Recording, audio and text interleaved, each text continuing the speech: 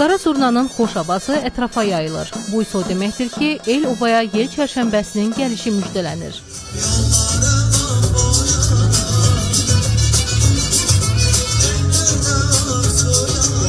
Şəkinin tarixi məkanlarından biri olan yerli və xarici turistlərin ən çox ziyarət etdiyi Kişalban məbədində yel çərşənbəsinin keçirilməsinin öz rəmzi mənası var.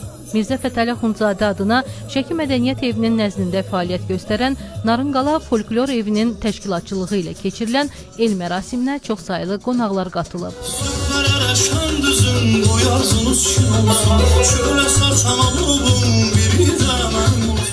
Havanın soyuq olmasına baxmayaraq, hər kəs el mərasimini böyük coşqu və sevinç hissi ilə qeyd edir. Yel çərşənbəsində evlər təmizlənər, yorğan döşəklər çölə tökülər, niyyət olunar, adətə görə süddaş pişirilər, yeddiləyin düzülər.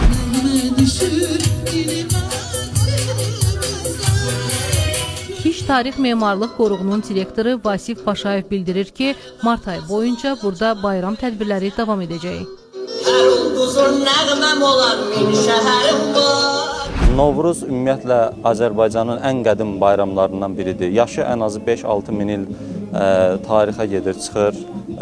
Qədimlik həmişə yenidir. Ona görə də Novruz bayramı Azərbaycan xalqı üçün həmişə aktual olubdur. Xarici turistlər üçün çox maraqlı olur bizim yerli adət-ənənələri bilmək. Xalqa deyən şirin kəlamlarımızı, Ayşə ağızdakı təamlarımızı, buradan elə deyək salamlarımızı, bütün Azərbaycana hər baharda. Kənd sakini əməkdar müəllim Dursun Cavadova qədim adət-ənənələrin belə bir tarixi məkanda qeyd olunmasını yüksək qiymətləndirir. Novruz bayramı bizim qədim adət-ənənələrimizdən biridir. Hər il bu bayramı biz keçiririk. Amma bu gözəl məkanda keçirmək və bu gözəl məkanda gələn qonaqları təbrik eləmək mənim üçün çox xoşdur.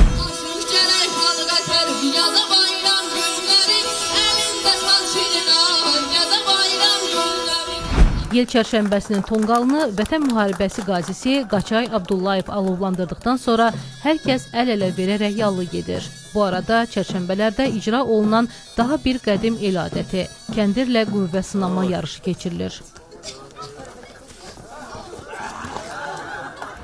Kişalban məbədi qarşısında qalanan tonqal ətrafında insanların əl-ələ verərək yallı getməsi milli birlik və bərabərliyimizin sarsılmazlığını bir daha nümayiş etdirir.